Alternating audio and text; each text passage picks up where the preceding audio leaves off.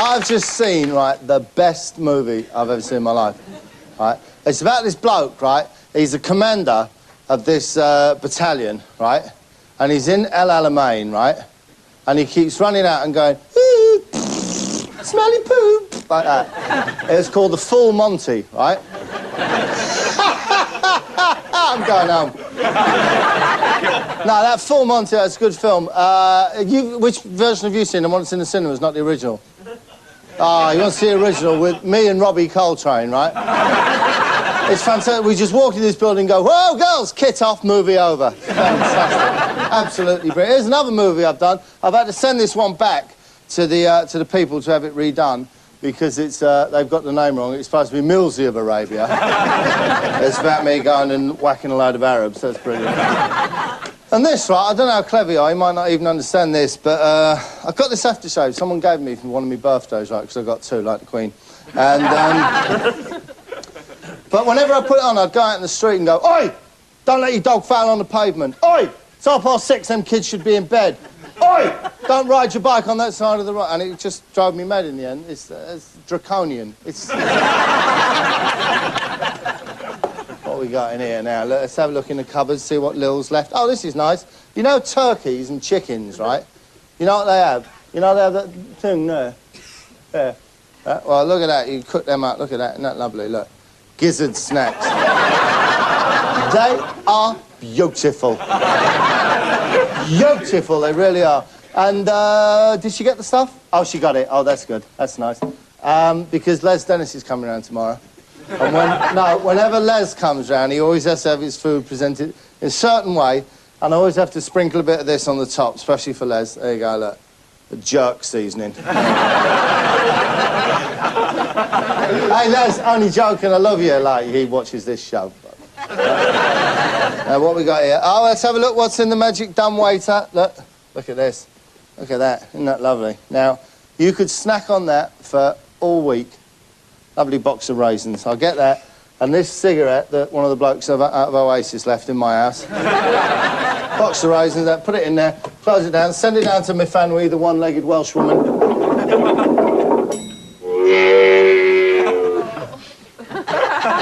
Oh, look at that, ladies and gentlemen. Stoned raisins, look at that. Right, as it happens, you're very, very lucky to find me in this time of night, because normally, this time of night, I'd be out and about. So my Uncle Bernie's done one again, right? He got this, someone wanted him to design a maze. So he said, oh, yeah, I can do that. I've done the one at Hampton Court, right? He's such a pigging liar. He's never done a maze. Look what he's done. Look, come here. Look. It's all right, he's cut the legs, right? So he goes, oh, look, you come in here. Look. Whoa, and then what do? You either go that way, Uncle Bernie, or you go this way, Uncle Bernie, or you go out. I ain't amazed. I'll try to tell you, you're making a fool of yourself. He's charged 150 grand to these people. What do they know? They're probably Japanese or something like that. They think it's when they come in here and go, oh, and they get panic attacks like that. No, listen. Shut up now. It's hero time. You know who are my heroes in life? Who are my role models in life? There are three of them, right? Lionel Blair, obviously. Wayne Sleep, quite obviously. And this man, because as you know, the goddess Terpsichore has kissed my forehead, OK? I can dance. And this is the man who is pretty much my mentor, because he is of a certain type of dancing. Obviously, it's Wayne for the ballet, it's Lionel for the modern jazz, and it's this man for real dancing. Well, after my father, I am the best dancer after him. See, he was the king of tap dancing. I've never seen nobody, no other man outdance him or outthink him in his mind. But to me, I'm left to carry on that tradition, to fill his shoes, and I'm going to do my best to try to do it. I noticed a bit of laughter there, which I didn't really appreciate. All right? He's a brilliant dancer, the best dancer of this type of dancing, and he lives in Boone County. Now, I don't know where you're from. If there's anyone from Devon or Cornwall or Snowdonia National Park, you'll know, this kind of thing will be nothing for you. Beautiful scenery. But this is Boone County, where I suspect Beethoven was thinking of when he wrote his Pastoral Symphony. It's absolutely breathtaking. So just enjoy the view and enjoy a little bit of his dancing.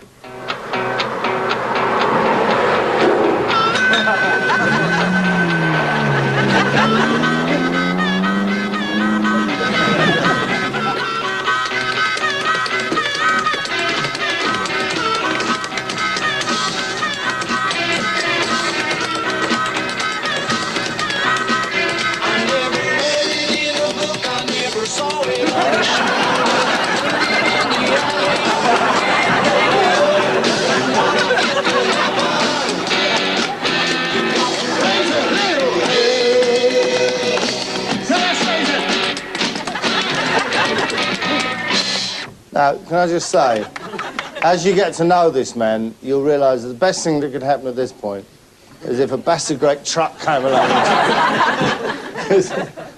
He's a weird fish, OK? Now, here he is here now. We're making a film of him. I want to show you my gun. I want to show you my gun. I use it to kill hippies. No, don't say that. Well, that's what I use. Hippies come down and we should say something else. Don't tell everyone watching that you kill hippies. It's wrong. That's his name, by the way. No, we tried to come up with a few. The one that we came closest to was the cavorting idiot. Right? No, he wanted to be the dancing outlaw, and the dancing outlaw he was. Anyway, here he is with his gun. Don't tell him you kill hippies. This right here is a 12-gauge shotgun. It's a Harrison Richmond. It's a damn good gun. I've killed 32 squirrels. Squirrels, that's better, yeah. It's just much safer for legal reasons, all right? Now, his name's Jessico. Jessico is his christened name. I doubt he's ever been inside a church, but Jessico's his name. But he calls himself Jess, and there's two reasons why. My real name is Jessica White, but I fairly go by Jesse because of my grandpa, Jesse Gerald. You see? It's Jessico, but his grandfather was called Jesse, so he calls himself Jesse, just keeping on that tradition, because he's a bit of an old sentimentalist, really. And, of course, there is one other reason which is useful for him. And I like that name better. It's easy to spell and easy to understand. Two choices in life. Either learn to spell your own name or change it. I'll change it then. All right. That seems like the easier thing for me. He's talking about his early life now. The first time I got in trouble in my life, in my younger days, was breaking into a grocery store. OK, that's a minor misdemeanor. All kids do that. You're breaking into a grocery store there. But then something happened. Obviously, his dancing took off, and he met one of the most beautiful women in the world. Well, in the southern states of, well, in that swamp.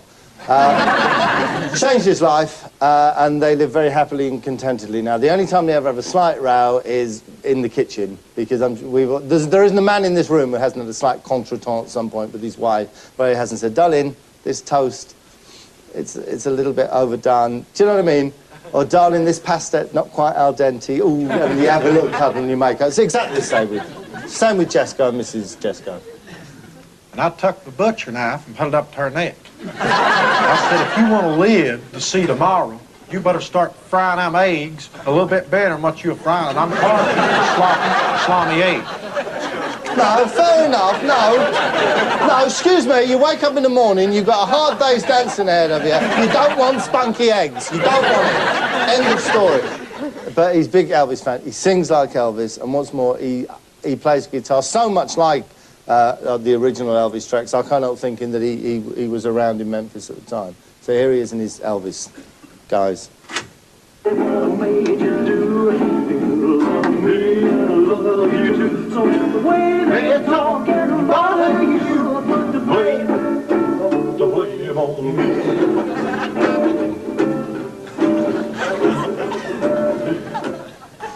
He wants to get away from this tap dancing stuff and get in this Elvis stuff.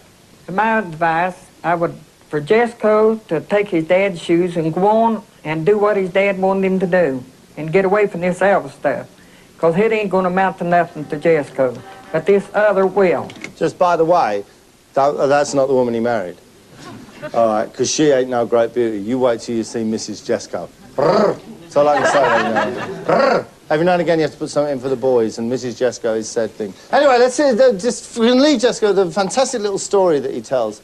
And it kind of illustrates the misunderstanding of how different people recollect different things. Like, you may say this happened, and someone else says, oh, I can't remember it being like that. But here's Jessico's story. It's a very funny story. It's worth listening to. About the time he was driving home, and he remembered he'd left his sunglasses at his mum's house. It's cute. We got halfway home. I told my wife, I said, Norma, I forgot my sunglasses at Mommy's. And something just telling me to go back and get my sunglasses. I want to go back and get my sunglasses. I said, I just let Dorsey borrow him the wire. I didn't give them to him. I want to go back and get them. She said, Jesse, that's an awful long way to go back and get the sunglasses. I said, we'll go back tomorrow and get them. I said, no, man, by God, we're going to go back tonight and get them. I said, I paid for them, and ain't no other God, you know what, going to wear my glasses. She said, Jesse, that's an awful long way to go. Sorry, I'm sorry about this, but just, you'll pick up the story in a minute, but who would pay £35,000 for a satellite dish and £18 for their house. Anyway, sorry, back to Jessica and the sunglasses. Jesse, it's off a long way to go back and get the sunglasses. We'll go back tomorrow and get them. I said, no, man, by God, we're going to go back tonight and get them. I said, I paid for them, and ain't no other God, you know what, going to wear my glasses after me spending my money for them. Them's mine and mine only. I said, I just let him use them. And I said, I will go back and get them. She said, no, I don't think that's the idea. They're drinking, Jesse, and said, I'm tired. So that's... Just what we got here, so he's a contrarian. He wants to go back and get the glasses. She doesn't want to, she's tired. And once again, he wins her over with his silver-tongued cavalier style. Go home and go to bed. I said, no, you're going to go to bed, all right. You're going to go to bed in a coffin. If you don't put this vehicle on, go back and get my glasses. See, that's how the drinking and stuff had me at the time. This is true. And I said, I'll blow your effing brains out all over the dash. And I said, I won't hesitate 1 minute, man, about doing it. Now, we're about to meet Mrs. Jessico now, and with her version of events, all right? I want to go back and I want to get my shades. Jesse said, we're going back to Brandon. No, that's exactly what I didn't want. That's exactly what I didn't want to hear. Stupid cat calling and wolf whistling, all right? Now, control yourself. Boys, come on. Thank you. This is her version of events. My shades. Jesse said, we're going back to Printer. He said, I left my sunglasses up there. So I just went on back to Printer and... He said we want to go back, so I went back. You've totally forgotten about him threatening to blow your effing head all over the dashboard. Okay, fair enough. Because you wanted to come on home, and my costly sunglasses had to lay up there with some other weirdo wearing them. Some other weirdo wearing my glasses. Ladies and gentlemen, if this man thinks you're a weirdo, you're in trouble deep, all right? I think that's... Oh, no, there is one other little thing, right? A little bit. I'd just like to say hello to Jessica's brother, who's got a bit of a troubled life, really. 3 problems. Firstly, his name's Dorothy. Secondly, he saw Dick Van Dyke in the movie Mary Poppins and thinks it's a really cool way to talk. And thirdly, occasionally he flies off the handle and talks Norwegian. But taking that into account, we'll just say hello to him just before we go to the break. My name's Dorsey. They come up here and there's other guys dead and started a fight. And they come back up and said, we wanted to finish the fight, you know. My older brother, he come back out fighting a dude and done whooped him. He said, I've had enough. And he headed out of holler, like his head in out of holler, and he grabbed up.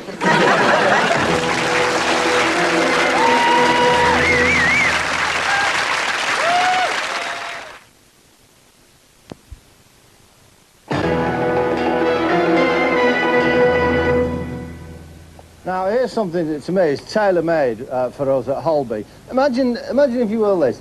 A child of the 60s. Do you know what I mean? A hippie. A bit down on his luck now, and he's wandering along. Maybe he's had a bottle of Strongbow cider, something like that. He's coming along, and he's seen this, and he's had a fit of nostalgia. He's always thought beanbag is a lovely beanbag that he's got on the bed sit. And he's come along, you see, and he's flopped down on it. But as you can see, aggregate, I believe they call that in the building trade. Now, he flops down here, thinks, oh, man, I'll listen to a bit of Jimi Hendrix, Doors, Piccadilly Witch, and he falls down, and obviously, the effect that would have on his spinal cord, the whole of his back, it'd be terrible, terrible injuries for him. All right. Show business people can be a little bit savage sometimes, ladies and gentlemen. I went out just the other night with Michael Barrymore, a very good friend of mine, and also Mr. Dale Winton. Dale and Michael and I went out, and we'd had a few beers, and they went to the other bar, and they came in and they said, there's about half a dozen skinheads in there, Millsy, cutting up rough. And we thought if the 3 of us went in there to take one, we could give them a pasting. And I said, no, let's not. And Dale was up for it. He had his shirt. And Michael was saying, yeah, all right, yeah. And unfortunately, I bottled it. And rather cruelly, they sent me this today in the post. And he thinks, look, they felt extra balls. They felt it was a little bit unkind of them. There's some fantastic books here. I wrote a book called Evangelism. It was a book all about evangelism and how to be an evangelist, and it said that you had to be imbued with the Spirit of God, and you had to go out and spend years and years on the road preaching, and you could become an evangelist. And the publisher said, I don't think anyone's going to go for it. So I've got this other thing where you just say, I'm an evangelist, and you become an evangelist. And that's my book there. Evangelism made slightly less difficult. Just slightly less, that's all. Oh, another book that I've written. I'm not sure what the market's going to be from this, but I think it might be huge. Have you ever done this? Well, if anyone's ever done this, have you ever put money in a chocolate machine on the station? And did you get your chocolate? No. No. And have you ever put money in a phone box and then could you make the call? No. And have you ever put £3 in a fag machine and then you didn't get the fags? No. See? Exactly, which is why I think you'll find this book useful here. This is my latest book, Why Change Doesn't Work. That's all my books, anyway, in my library. I'll tell you what I'm going to do now, ladies and gentlemen. I'm going to do something that I don't usually do when you come round and visit me here. I do have a bit of a background in stand-up comedy, and I'm going to just do a little bit of stand-up comedy for you. I thought you might like that. I see there's two people here who've seen me before. One of them's got a machine gun, the other one's got a hand grenade. And I'd like to thank you for coming on behalf of the promoters, capitalist pig promoters, who thank you from the bottom of their wallet. You see, once you've got it, you don't lose it. Once you've got it, you don't lose it. And, of course, many, many years ago, when I first started out in this business, I wasn't always called Bob Mills. I used to be, and there's a tape of me in action here. Have a look at this. Good evening, ladies and gentlemen. And it's my job as Johnny Rubbish. I see two of you can recognise. Sorry, that was my stage name. Excuse me. Excuse me. All right? Her name's not Cilla Black, right? So you have a stage name, obviously. And that was mine. So just pay attention, all right? Here we go. Here's my act. Fantastic. Good evening, ladies and gentlemen. And it's my job as Johnny Rubbish. I see two of you can recognise me. One's got a hand grenade, the other one's got a machine gun. It's my job to introduce you. I've practised that, man. I can get out of the way of it. It's my job to introduce you on behalf of the promoters, Capitalist Pig Promotions, who'd like to thank you from the bottom of their wallets for coming along tonight. It's good stuff, ladies and gentlemen. I used to wow them. I used to wow them. And hey, impressions. Oh, yes.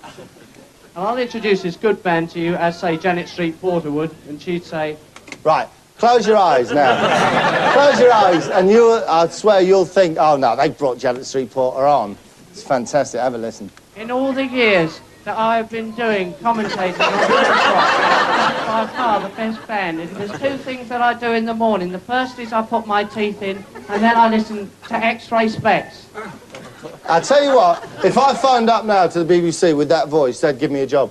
They'd say, Janet, welcome back, sweetheart. It's absolutely brilliant. And don't forget, is any of you around in the punk era, the Stranglers? One thing we knew then, no more heroes anymore.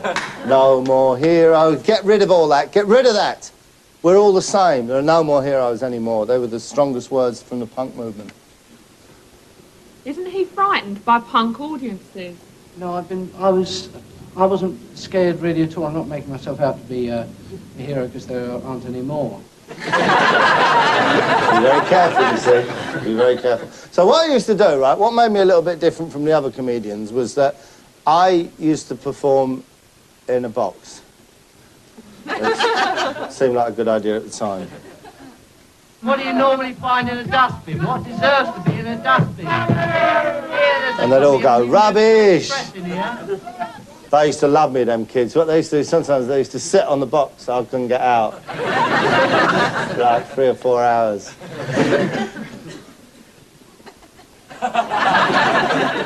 Hippie coke in my pocket, I'll snort that and see if I can get out.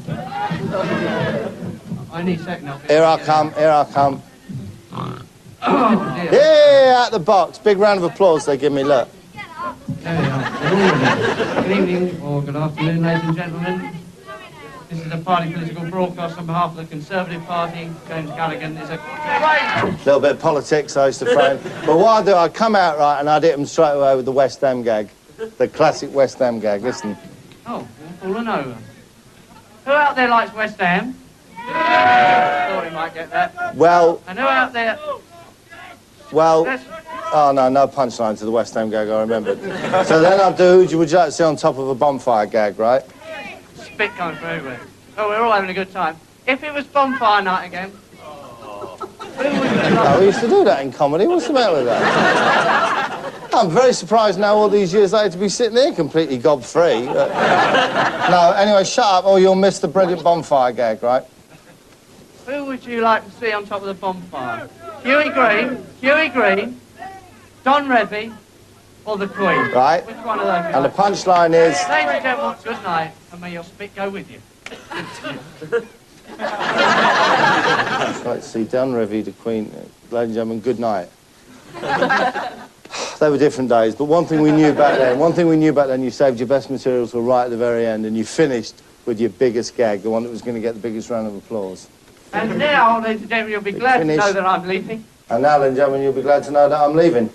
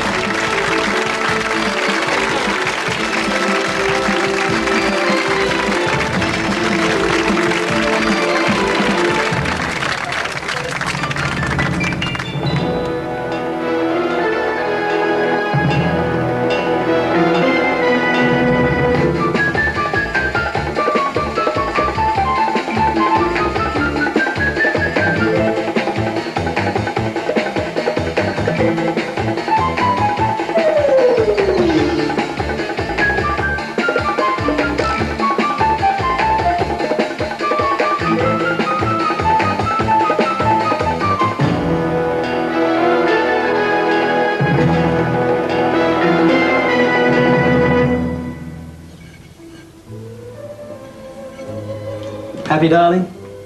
Oh, yes. And didn't we have a lovely honeymoon? The best. But it's wonderful to be in our new home together as well. Yes. And especially as your parents don't have our address. Yeah, I do feel quite bad about that. But you know what they're like. They just really wouldn't fit in around here. Who on earth could that be? I don't know. Oh, no! It's the...